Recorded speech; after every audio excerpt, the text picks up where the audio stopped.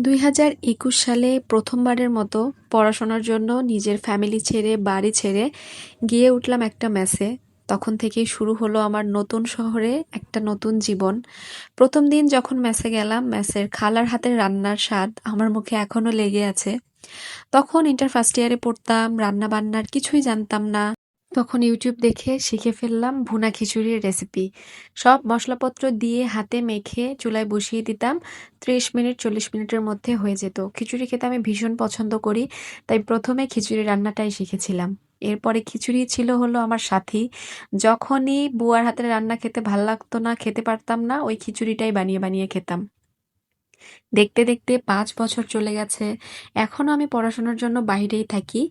But পার্থক্য হলো আগে মেসে থাকতাম, বুয়ার হাতের রান্না খেতাম। বাট এখন আমার ছোট্ট একটা ফ্ল্যাটে ছোট্ট একটা ব্যাচেলর সংসার আছে। যেখানে রান্না-বান্না সবকিছু আমি নিজে হাতে করি। বাসার প্রত্যেকটা কর্নার আমার নিজের হাতে গোছানো। আমি এই লাইফটা এখন অনেক বেশি এনজয় করি। দেখতে, দেখতে সব রান্না-বান্নাও শিখে গিয়েছি। কখন যেন খুব বড় হয়ে গেলাম বুঝতেই পারলাম না। মেয়েদের জীবন আসলে এরকমই। যেখানেই একটু মাথা গোঁজার ঠাঁই পাই, আমরা সেখানটাকেই একটা সুন্দর সংসার বানিয়ে ফেলি। এই ব্যাচেলর সংসারটার প্রতি যে আমার এত মায়া, এখন তো মনে হয় নিজের বাসার চাইতে আমার এই বাসাটার প্রতিই বেশি মায়া। যখনই খিচুড়ি রান্না করি, মেসের সেই দিনগুলোর কথা আমার মনে পড়বেই। তো আজকে বৃষ্টি হচ্ছিল দেখে খিচুড়ি আর গরুর মাংস রান্না করেছিলাম। আপনারা কারা খিচুড়ি খান বৃষ্টি হলে? কমেন্ট করে জানাতে পারেন। আর আমার রান্না-বান্না কেমন লাগলো সেটাও কমেন্ট করে জানাতে পারেন। আল্লাহ হাফেজ।